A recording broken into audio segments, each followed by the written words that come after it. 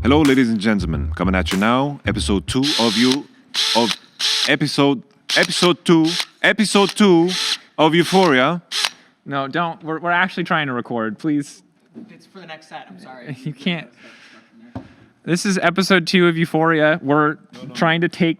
No, don't take the photo of Yankos. We like the photo of Yankos. The set reconstruction is a work in progress. Yamato, stop him from taking anything else.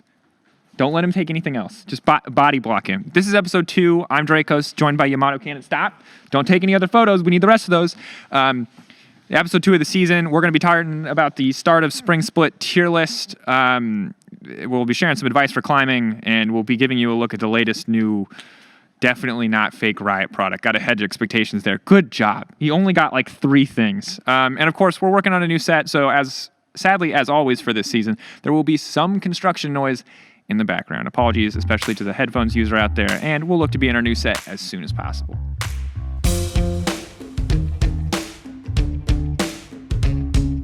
Hey, it's Euphoria, episode 2. I'm Drakos, here with none other than Yamato, Mr. Yamatocannon himself. Hello. Yesterday, we talked about, well, actually, it's also today, spoiler, production secrets. Also today, yesterday for you at home, we talked a little bit about the top 20 list.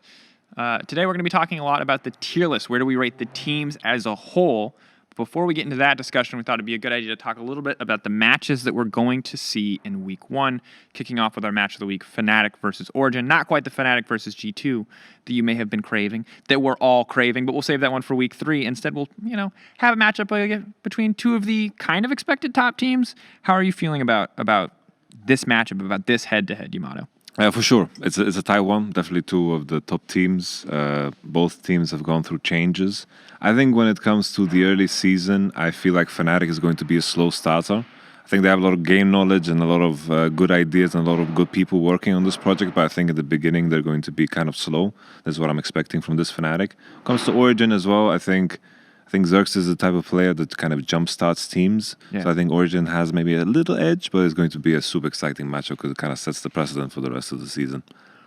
The thing that I'm most excited to see, there's just 2 things, right? One is like Xerxes on a perceived top team, because I think he's always been kind of like the cusp of like a top 2 player, top 3 player, but he's always been like 4th.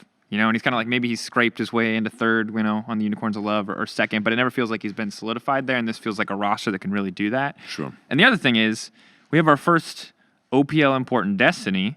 Yeah. And that, what a way to start the series. You're going up against, as you heard in the top 20 list, the undisputed best bot lane, especially coming into the split of all of EU, and he just has to go up against Reckless Hylissang. That's the danger, man. I'm going to be honest, I know very little about this guy. Maybe he's the best support in the world. Maybe he's not. I doubt it. Yeah, I liked his World's Plans. The World's Plans is a very, very different beast. Hopefully no stage fright here on the LAC, but always excited to see imports. Definitely not where I expected to get an import from, but we'll see. Pressure on his shoulders from old Os.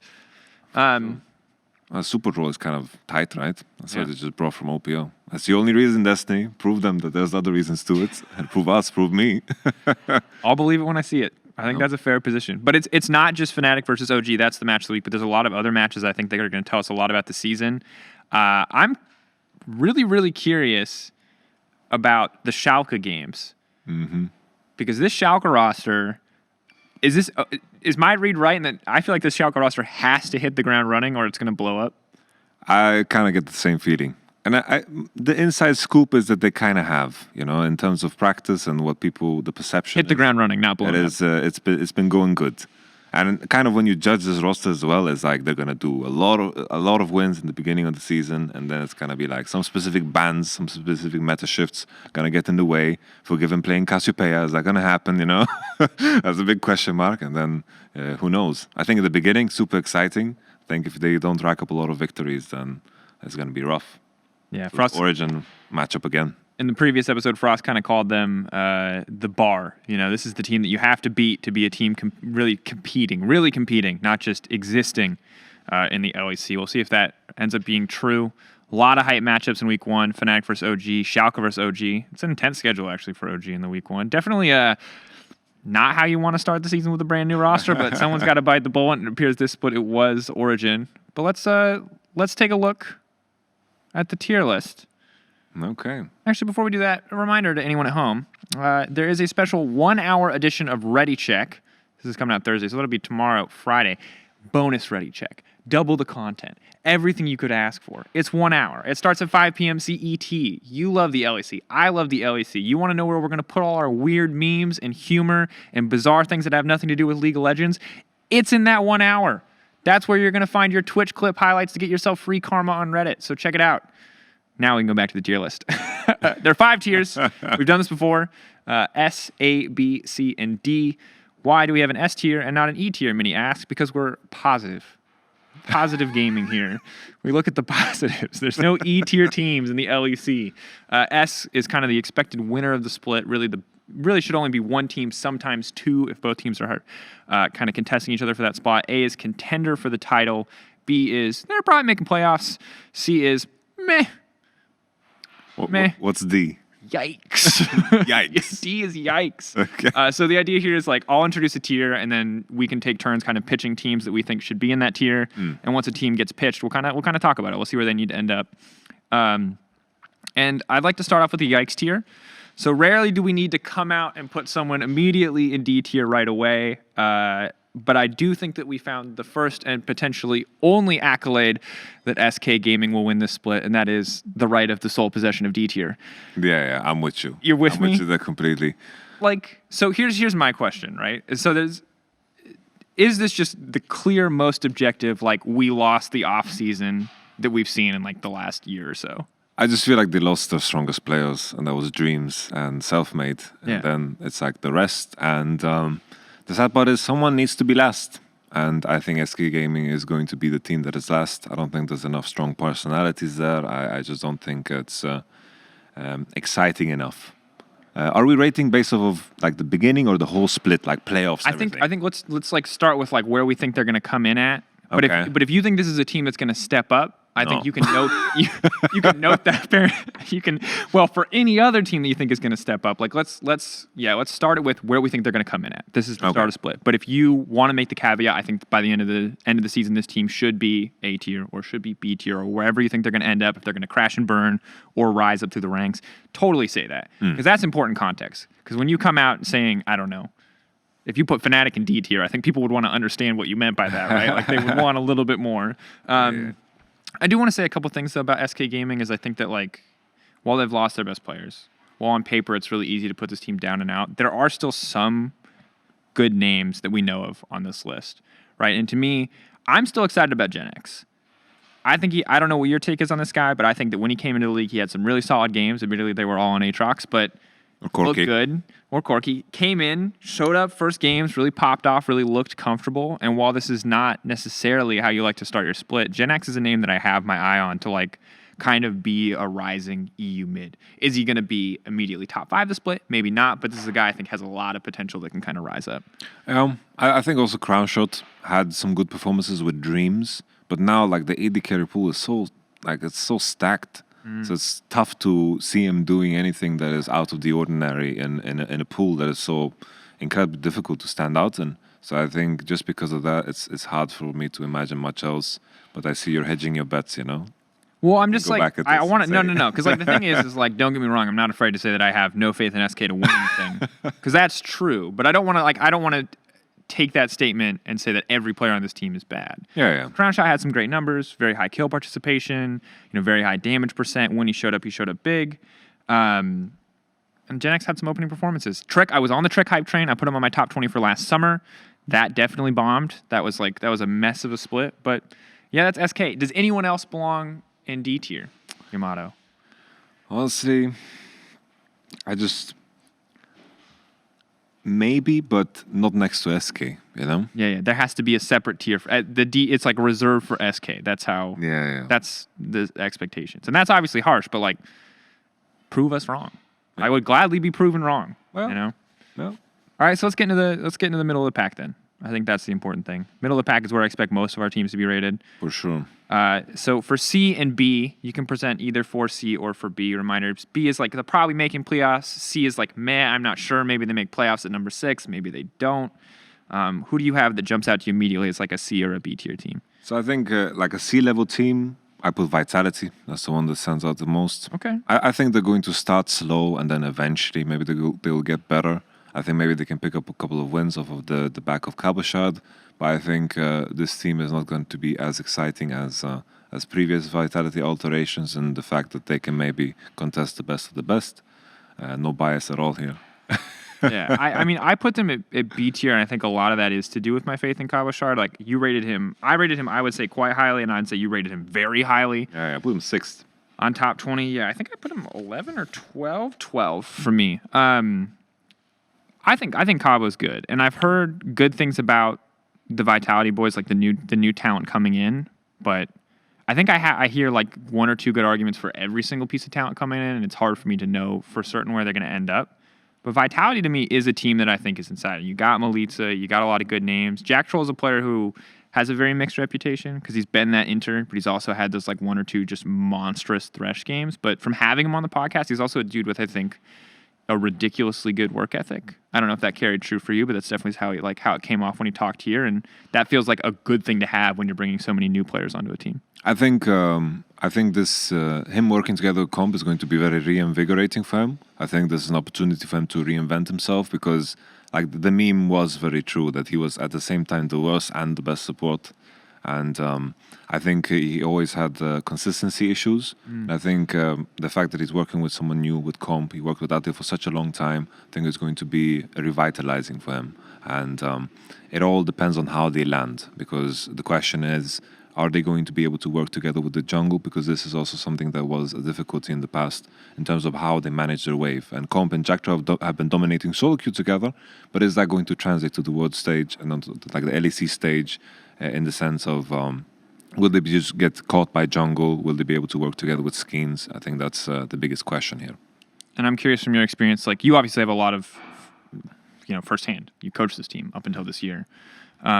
Was Jack Troll like ever a player that struggled to make like good scrims or good solo queue into a reality on stage, or did it never feel like there was that kind of issue or that kind of barrier for him? Honestly, like the translation onto stage was almost never an issue. Like I remember many times we had an issue with scrim performances. Honestly, our scrim win ratio was non-existent. Like we probably had like a 10%, 15% win ratio, and a lot of the times the way I had to sell it was that the lessons are still there regardless of us losing or not, but it did get frustrating sometimes because our losses were kind of just because of inconsistencies. And this wasn't just because of Jack Troll, this was like other people were also involved in this. And I think coming into this year, I still think that there's a lot of improvement there. And my biggest question mark is Duke. He worked together with Peter Dunn on Splice, right? And now they've gone separate ways. And I think this is so exciting. Like, who was the most impactful? Who's the actual We can guy? speculate always. We can speculate because even at the end of the season, we don't know anything, but it's still interesting to see it. I know that Duke is working together with Mephisto, used to work with Fnatic, so there's a lot of coaching staff experience there, and at the same time, I know Vitality is making moves to improve the structure around the team, and I think that's important too. So I think, as I put them C, I think throughout the season, coming into maybe they can reach playoffs, they can clinch it C+. I think there's a lot of growth there to be done with the rookies and also with the team, so I think this is the plan for Vitality. So really, when we look at it, kind of, brand new roster, sort of a rebuilding year for Vitality. Not much, or rebuilding split rather. Don't want to sell them out for summer, but a rebuilding split for Vitality. Not huge expectations past playoffs for this team. For sure. Yeah, I think that's fair. All right, you brought Vitality up as C tier. The other team that so I put this team C tier, and I'm curious how you feel about this, but I actually put Schalke in C tier. I don't have a ton of faith in Schalke right off the bat. Now, scrim rumors would say this team is coming out the gate swinging, and that would be, I think that's a reasonable assumption. You got a lot of players there that are very passionate, but I think the other thing that everyone's kind of got on their mind is there's a lot of big egos on this team. There's Oldawame and Forgiven playing together again, when that was the team that had a lot of problems. That was the team that legendarily had to stop scrimming to get good again to perform in key best of fives. They just had to be away from each other. And that's not the only team that's ever happened to. But I'm curious where your head's at with Schalke, because they're either going to blow up and they're going to show up and they're going to smash for the first 5 weeks, or they're going to immediately fall apart. But the fall apart, I feel like, is happening at some point. I think it's so tricky because, like, if you look back at Forgiven's career, I think definitely he always had a lot of good impact on the teams he's been on. That's undeniable. Because when he left H2K and they brought in Freeze, they got a lot worse. Oh, yeah. Copenhagen Wolves got relegated without Forgiven. SK Gaming got relegated without Forgiven. So everything indicates that my watch was doing weird noise. Okay, never mind. Everything indicates that Forgiven was a big positive. But how do you see a roster like this work long term? There's never been a case where Forgiven has worked with a team longer than a split, except the Copenhagen Wolves case when he was working with Young Buck, with Unlimited, and so forth. So this is what I'm worried about. I think short term they can do well, and if things start to go bad, I think you're gonna start to have to point fingers. Also, the reputation Dylan Falco has is he's more of a analytical mind instead of like a leader of men. And I think maybe this is what is going to be needed to handle a situation like they have over in Schalke. I think in the beginning they're going to rack up a lot of victories. So if I rate Schalke at the beginning of the split, I would put them A tier. Coming into playoffs later in the season, I would put them C. That's interesting. Well, then I'm gonna hold off on. I'm gonna set Schalke aside then. We can continue this discussion, but I'll set Schalke aside and we can talk about rating them A tier. Because I don't think that's wrong. Like, I think that's where we're at. Just the beginning. Just we the can beginning. agree. Like, I agree. C tier in a split. Like, I don't see it holding through. And I mean, this roster is a cocktail. There are a lot of people on this team with a lot of crazy potential. We've seen Odoamne at his best is awesome. I think Dreams is an incredibly good, aggressive support. He's also a really good fit. Yeah, he also makes mistakes a lot, but I mean, if Forgiven and Dreams are like patient with each other and they work and they have like a good personal dynamic, I can see that being a top 3 bot lane easy. Yeah, like Forgiven, his history is that he has leveled up every support that he played with. Yeah. Like he played with Unrated, Unlimited, Vander. He played with Hybrid, but I think Hybrid was just unmotivated. Like it was like for 3 weeks only. That was like, it doesn't even count. Yep. Edward, he also leveled him up when he played. Forgiven, I spoke to Unlimited about Forgiven and he told me that the unique part and the special thing about Forgiven is the fact that he works so hard to build a relationship with his supports. And knowing Dreams, he was our sub at the World Championship. Yeah. Knowing him, I think this is a great match. I don't think there's going to be any conflicts there. Dreams is like a sponge in terms of soaking information. I think Dreams needs to work on his laning because his game knowledge and where to be is very good. And I think when it reaches similar heights of what Forgiven used to be in the past, it can be very powerful.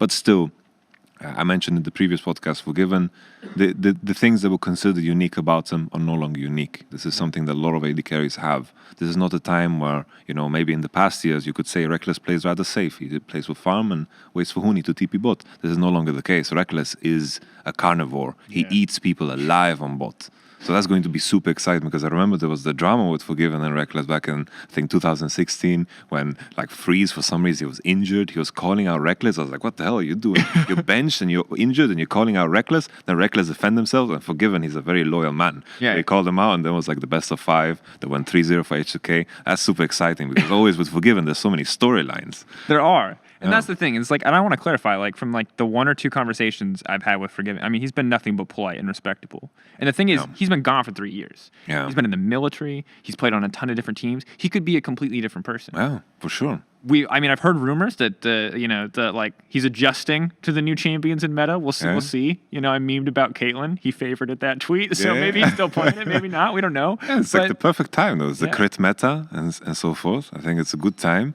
I just feel it's so silly because in the past I compared him to Conor McGregor. Yeah. Now Conor McGregor is back. He's doing like this resurgence and everything is coming back now. And it's a similar time. Given his the Conor McGregor DLC. Yeah. Well, see, I mean, like that's the thing. It's like at the end of the day, you kind of.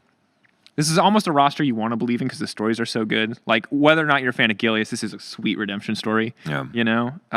Dreams is a guy who I think hasn't nearly got enough appreciation. Odoamne is like kind of the cranky old man of top lane, especially with Soaz gone. I feel like he's in sole possession of the cranky old man in top lane title. And Vizichachi too.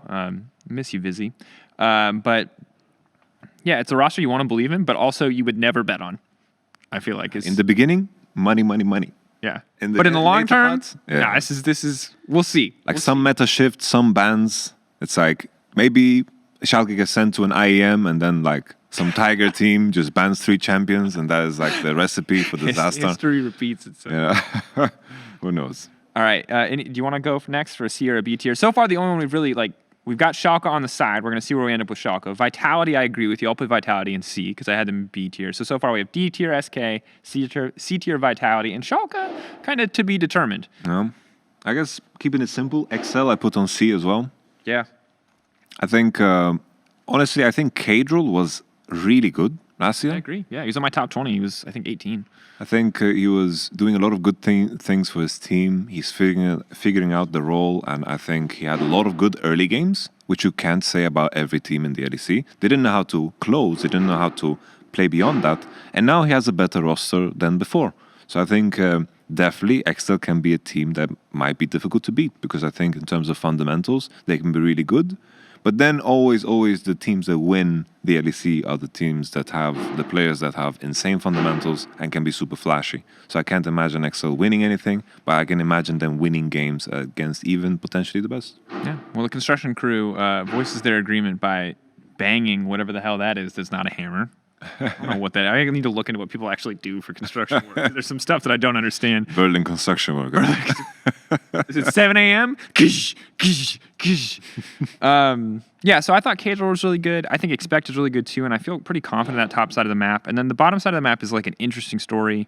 You know, Forgiven feels like a redemption story in the sense that he's had kind of these great moments, whereas like for Mickey, for Patrick, and for Torre, formerly North Scarin, this is like, these are three guys that have seen certain highs. Mickey not as much recently, but like Patrick's been close, but never really been considered top for any extended period of time. Torre was on that Splice roster, and while he was solid, he obviously had a lot of laning problems. And so this bottom half of the map is a big question, but also like a huge potential to be better. Like I think that bot lane can be better.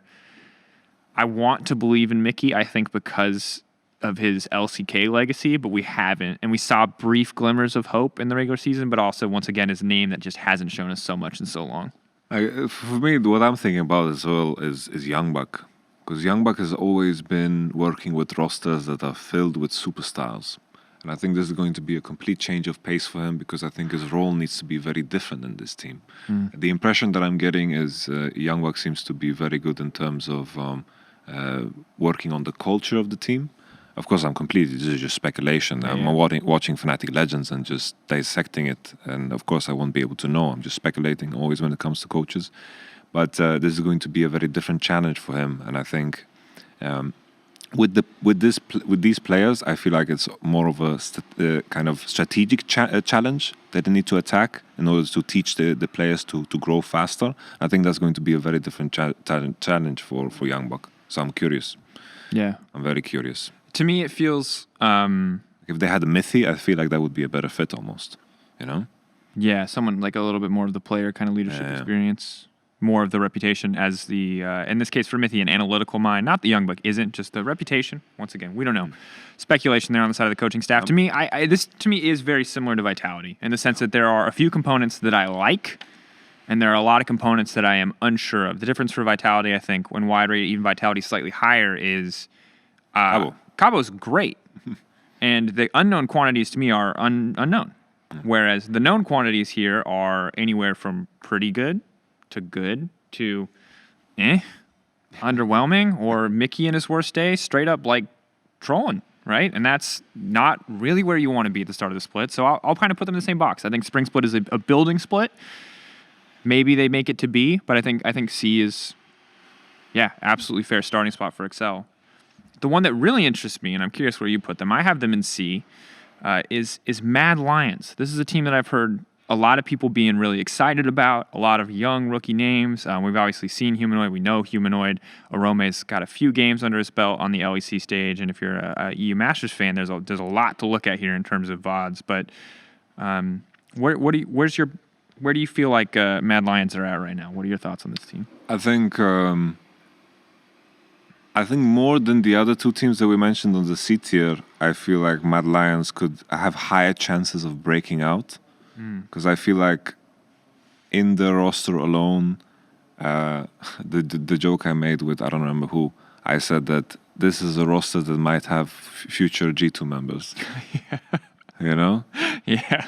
There's a lot of potential here, and potential is always the key word when you bring in rookies. We don't know how they manage. We don't know how they manage the pressure of the stage. We don't know how Mac is going to do as a head coach. I know Peter Dunn is very good at his scouting, so I think you can put a lot of trust in that because he watches all of the leagues. I remember like reading tweets about, there's this player in the jungles of Zihuateneo. I was like, what the hell? Who's this guy? Yeah. Peter, like having conversations with Peter Dunn, he's like, oh, have you heard of this player? And I was like, No. Yes. Like, did you play him in whatever solo queue game? It's like, no, he's played in this league, this league, and this league. I'm like, there are leagues in that country? And he's like, yes. I'm like, oh, I mean, the man is I think has a deserved good reputation for scouting. Super smart, and this is the guy. I really wanted to work with him in the past. I tried to get him to my teams. I can Truth admit comes that. out.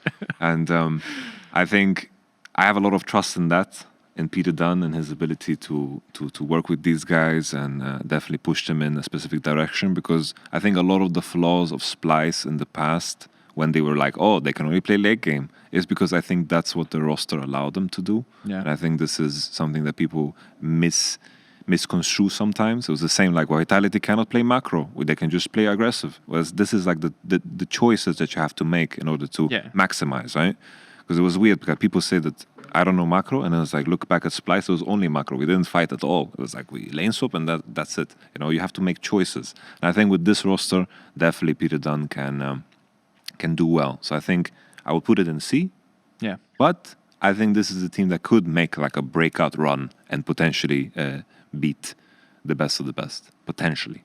And that's the thing, is I think that like anyone who I think you'd be hard pressed when you look at these rosters that have been mostly rebuilt or have these huge rebuilding splits that don't have like a huge history of successful players to put anyone above B tier. I would be surprised if anyone is like Mad Lions A tier. Like, I think that to me is high risk. It's a crime, yeah. Yeah. I don't think you can have that faith in new players on stage, because like, for example, like we think about Han Sama, challenger scene, dominant, challenger playoffs, kind of choked it, came into the league, meh. Then insane. Similar story for Upset in this case, you know, obviously just smashing, monstering.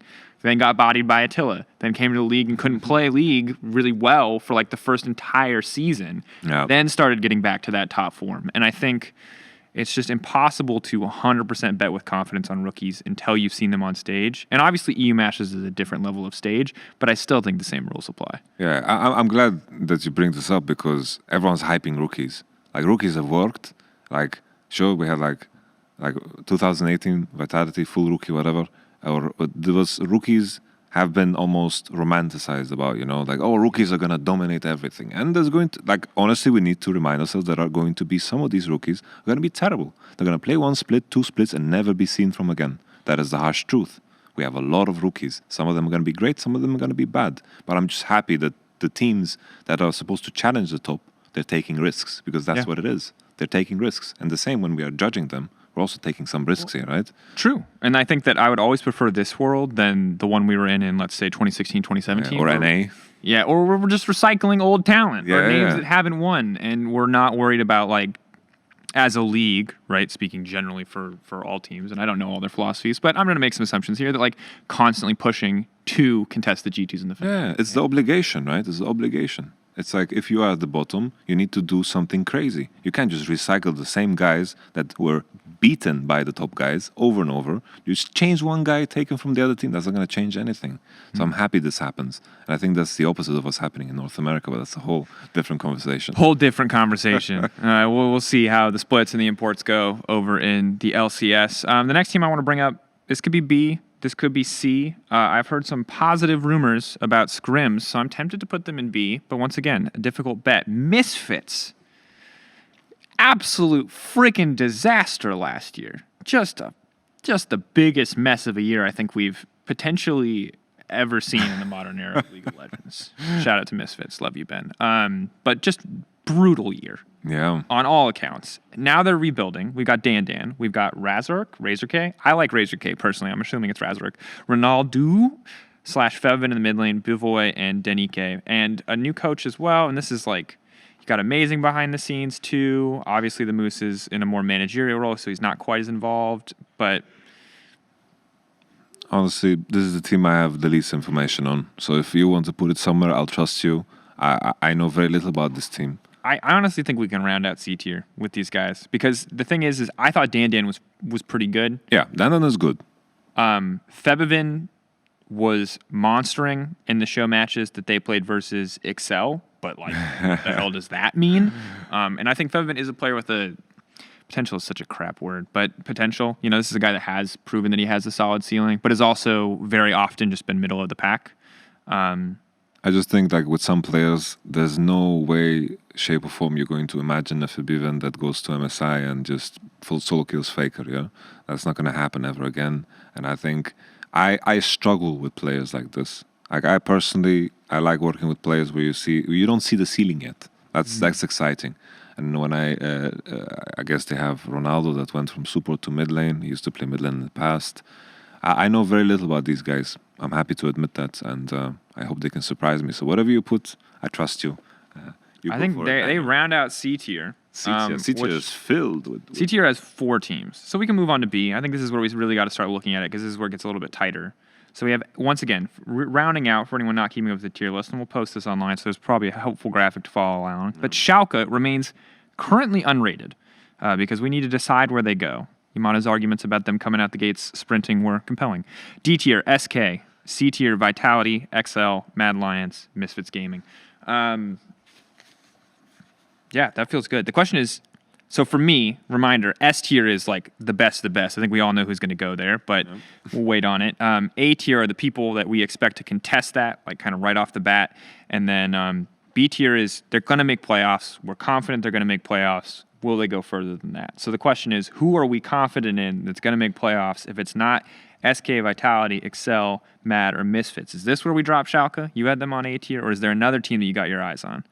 So like in A tier, it's also depending on the point in the season. So like throughout the whole season, I would put Fnatic alone in A tier. Because I just think that with time, they're going to be above the rest in some shape or form. I think when it's going to matter in the best of 5, if Fnatic is facing any of the other teams besides G2, you're betting on Fnatic. 100%. So it doesn't feel right for me to put Fnatic in the same tier as the others. But I think in the regular season, they're going to drop a lot of games, you know? I think, let's talk about it. I think Fnatic B tier might be spot on. Because let's look at all the times that Fnatic have rebuilt and then just bombed for half to a full split, only to monster playoffs. Now, if the question is, are Fnatic going to monster playoffs? Are Fnatic going to contest for top 2, top 3? The answer is yes. Like, I don't think anyone can doubt that. The track record is too long. Even with Youngbuck leaving, even like Mithy stepping in as coach, regardless of what you think about their changes, Fnatic is a team that always figures it out when it counts. That history is long enough that we can't doubt that. But coming into the split, let's talk about Fnatic's last year, because it was a bit of a mess, you know? Like, they tried to force Garen Yumi, then Garen Yumi got nerfed. They still tried to play it anyway. They kind of Nemesis, Ram Jam, Twisted Fate, and it worked for them, and they kept doing that.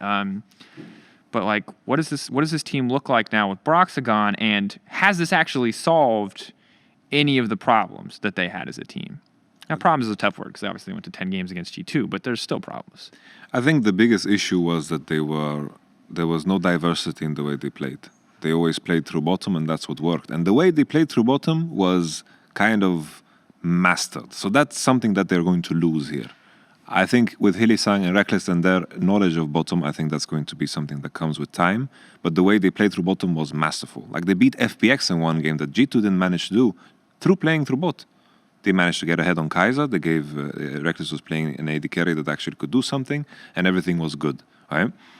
So I think this is something that they're going to lose. But the gain here to be done is that finally maybe we'll see a Bwipo 2v2 together with Selfmade, right? Because there was this game where he played Rengar and he solo killed Gimgoon, but nothing happened with it because they kept playing through bottom, and bottom matchup was into Varus Tam, and you couldn't do anything to kind of knock it off. So I think they are gaining the potential of versatility here, and I think with Mithy's game knowledge and having these mixture of players, it's almost like this mixture of players, they're almost too good to fail, you know? Yeah.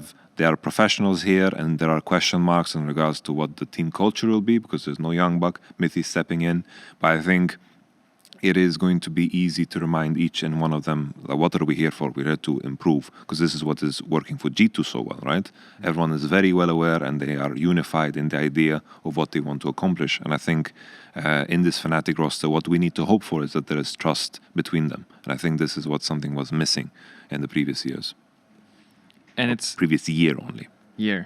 And I like that you bring up the versatility. That game like hurt to watch. The solo kill on Gimgoon and then just no resources put top lane. That game was brutal. You're like, where's the dive? Where's literally anything? And it just didn't happen.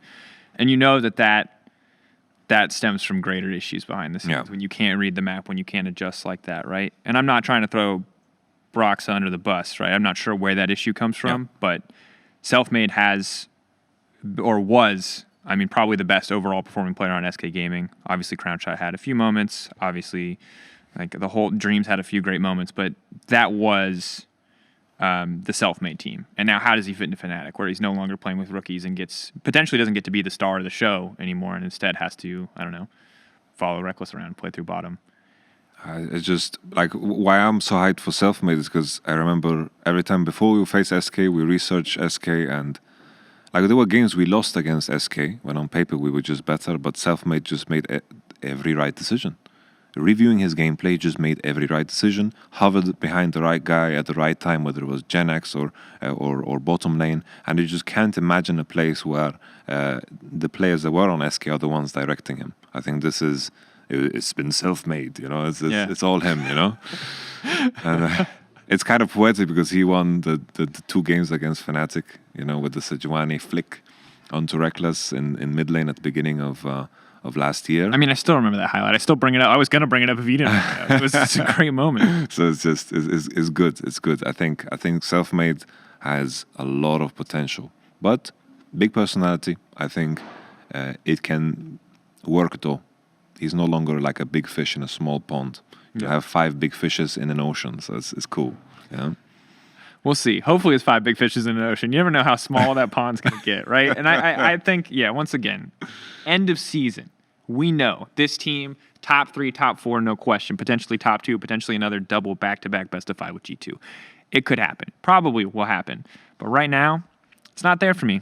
So Fnatic is going to be the sole B-tier team. Oh, sole B-tier team. Well, so what we had Vitality C, Excel C, Mad tier, Misfits, SK, and D tier. Or are they not, Yamato? There are 3 teams remaining. We have Rogue, Origin, Schalke, and G2, so 4 teams remaining. So G2S, we can throw it. We'll talk about G2 when we get to S tier. But yeah, G2, okay. No one's surprised. Yes. So, beginning of the season, I'm with you. Fnatic B. End of the season, A, we agree, right? Yep. Okay, so no one can say, oh, Fnatic fans are going to come after us otherwise, you know? We're going to take a break, though, before A and S tier. So my question is, does Rogue need to be B tier? Does OG need to be B tier? Does Schalke need to be B tier? Is Schalke going to be better than Fnatic at the start of the split? Because that's at the start of the split, I think yes. Okay. Only at the start. Who's there with them? Is the OG rebuilding, or is no one with them? They're going to have 3 teams in A tier. I think, for me, in terms of who is coming out of the gate swinging and doing the best in the beginning, I just put in A tier, I put Schalke, Rogue, and Origin. Schalke, Rogue, and Origin. Yeah. Because I think they're going to start at the highest level, and then I think I'm going to move most of them down. All right. Like at the end of the split season, I'm going to put Origin, Rogue at B, but an A, Fnatic, and then Schalke even further down. That's how I view it. All right. Well, when we come back, we take a look at Rogue, Origin, Schalke, No Fear, a little bit more in depth, as well as G2, the last 4 remaining teams for the A and S tier on our start of spring split tier list.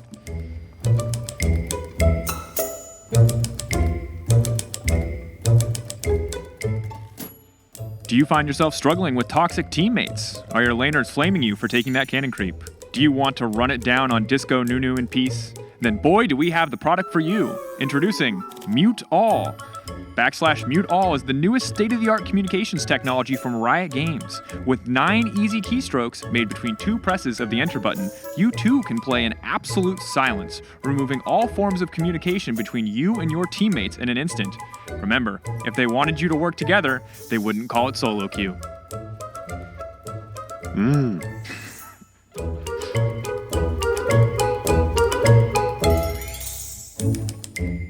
Welcome back. Before the break, we got through B tier, which brings us to SK in D, Vitality in C, Excel, Mad, Misfits, all going to be in C, Fnatic in B. And now we get into the A tier. And before we left, Yamato, you came out swinging. Rogue, Origin, Schalke, all in A tier to start the split. So let's put the final nail in the old Schalke coffin. Let's sit this down. You believe Schalke hitting the ground running, no doubt. Do you have some scrim rumors?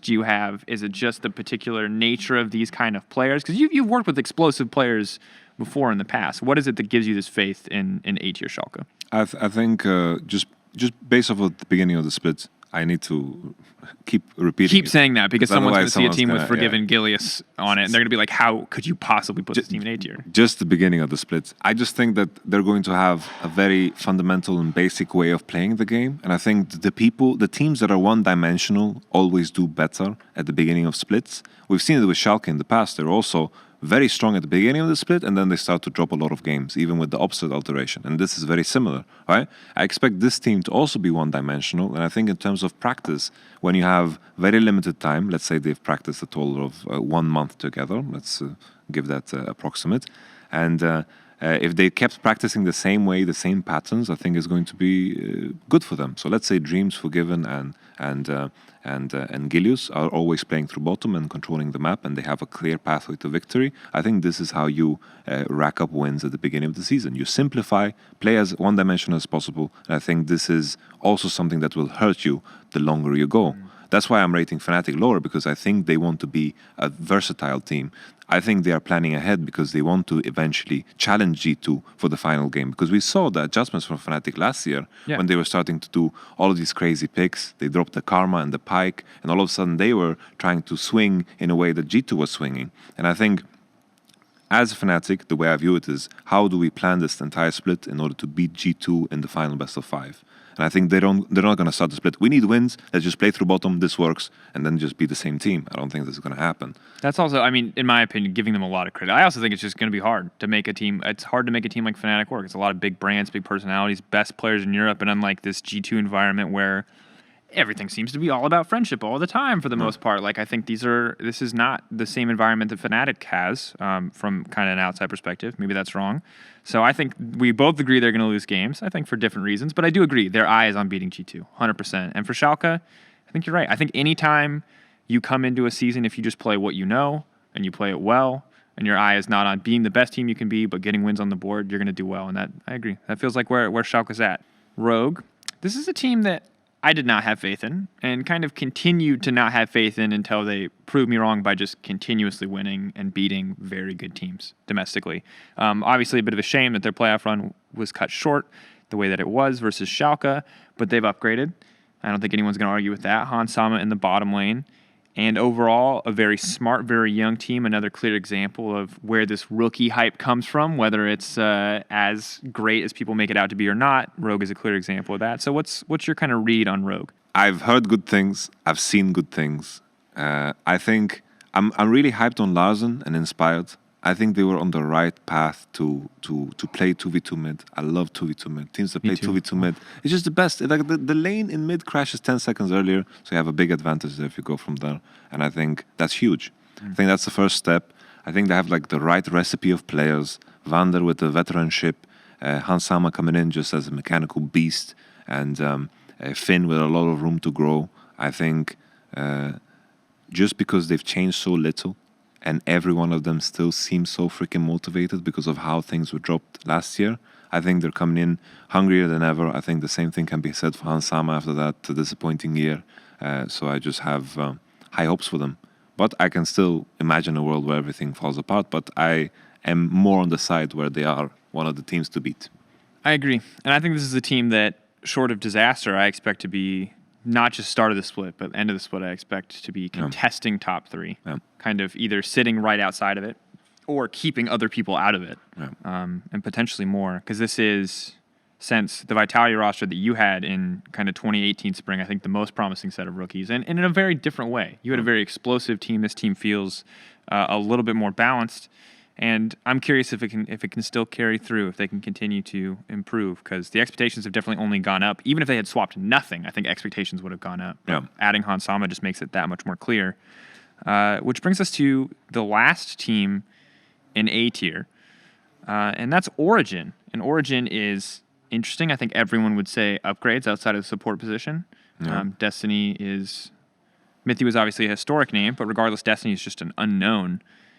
And where are you at on this team? Because like on paper, I feel like it looks so incredibly strong, but also like this is another cocktail team for a very different reason. Whereas like, Schalke was explosive and a lot of big personalities. This team is just like, this is all like kind of honestly the weird the weird players. Nuktuk's a guy who's been all over the place. Xerxes also a guy who's been kind of all over the place. Alfari looked really great in lane, but could never really transition that into carrying games. And Destiny's Australian. I don't even know why he's here, but he's here. Welcome. I mean, it's an odd group. Yeah, I think when I look at their team and I just look at their top side together with mid, top, jungle, and I think it's the skill cap there is crazy. I agree with that. I think Xerxes, there is a world where you can call him like mechanically he's insane. Agree. I think he's no longer the goofy jungler that's playing Warwick and Ivern and Zac. But that's the thing that I love is that he still has that, right? And like I think his strength, because he's also the guy who's busting out the Silas early on. He's busting out the Karthus, but it's not like out of left field goofy. Yeah. It's like it can work kind of goofy. Because it's like he's been dropping some Elise games, he's been dropping some Lee Sin games and Olaf games, you know? He's been stepping to the criticism that was pointed in his direction. So I think this top side is going to be crazy because before I felt like Origin, you know, just to paint the story, like Spring Split, they went to finals, got beaten by G2, got stomped by G2. And then Summer Split, they didn't even get the playoffs. It was a complete disaster. It was a complete shit show. Everyone was like, yeah, Origin's going to bounce back. Origin's going to bounce back. And it's like week now, it's like, yeah, they can't bounce back anymore. It's too late. I still believe that they are, but mathematically it's actually impossible. And they're just actually out. They're not allowed to participate in playoffs. But we believe. We believe, yes. So it kind of left a weird taste in my mouth, the last split. But I don't want to take too much away from it because I do think they've made really, really big upgrades in Xerxes and Upset. Destiny question mark. I'll give him the benefit of the doubt, and I think Origin's top side will just be monstrous, and I think Upset will be good in any situation that you put him in. He can play APs, he can play ADs, he can play safe side, he can play aggressive side. I think he's very versatile and very solid. And Alfari, man, the things he managed to do without a jungler was crazy good. And I talked to Wonder about this when I was making my top 20 list, because I was like, hey, like, I wanted to ask questions about Worlds, right? Because like Worlds was a question mark. How much of this is actually indicative of greater performance? And he talked to me about the other top laners. They thought it was great, and he talked a lot about Alfari as a guy who adjusts well to any matchup that he's put in. As a guy that can not always win lane, but he can lose gracefully, and when he wins hard. And that's what you want, I think, out of a lane that is very often isolated. Plays everything. And my skepticism comes from the fact that like his stats are really inflated by the fact that he had counter picks so often. And when your counter pick is Vayne into Mord, you're just up 60 CS, and that ruins your CS stats for the rest of the split, right? But if that guy can start to carry games where he's given lane advantages, whether that's through champ select or through team dynamic, whatever he needs, ideally keeping him away from AD Kennen, putting him back on the AP Kennen. He's a monster. He's good. I think my biggest criticism towards him is how he manages his impact on the map in later parts. I think he developed some bad habits when he played in Misfits, when he had this habit where, for example, let's say he was playing Camille, he was 3-0, could 1v1 anyone side, and he just had the habit of making a slow push and going into mid, when in reality he should have obtained more, which is something Wunder would do or Kabushat would do. But in terms of laning, probably one of the best. But in terms of how he impacts the game later on, always kind of a question mark. And I think this is something that Nuktak always did better, so they always pushed him in that direction. But I think Alfari definitely needs to learn, how to actually win games as a top laner. You know, he needs to maybe spam some Tryndamere and, figure out how to win games with Tryndamere, because that's just spit pushing in all the way. And I think this is where I lay, where I have the question mark when I looked at my tier list as well, top 20, why I put Cabo and Wunder above him, is because they know how to win games. True. I mean, we saw that on Vitality. And I think for me, Origin is in a similar bucket on paper to Fnatic in the sense that while they don't have the history and the pedigree, really, if this team does not make playoffs, it is a catastrophic failure. There is no way this team should not make playoffs. Like, this team should at least make it to round 2 of playoffs. Anything less than that, I think, would be massive disappointment, even for a brand new roster, just because on tier list, they have, second or third at worst in all their positions outside of support in just about every single role.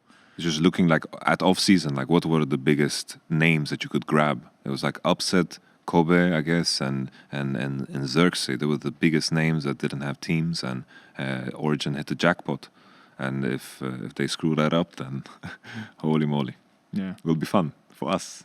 I can't wait. This season, I feel like it's going to be so full of drama. All these rookie teams make every single prediction that much spicier. Yeah, best of ones as well. It's so many unknowns. Yeah, the definitive teller of who is the best. At the end of the week 1, we'll know who the best teams are. Who's ever won 2 games, definitely the best. Last team, G2, the undisputed best team in Europe, I think. I would hope that everyone can still agree, despite the lane swap. And I don't think we need to spend a lot of time talking about G2, but I do want to get your 2 cents on this lane swap. How much does it hurt them? How much does it help them in the future?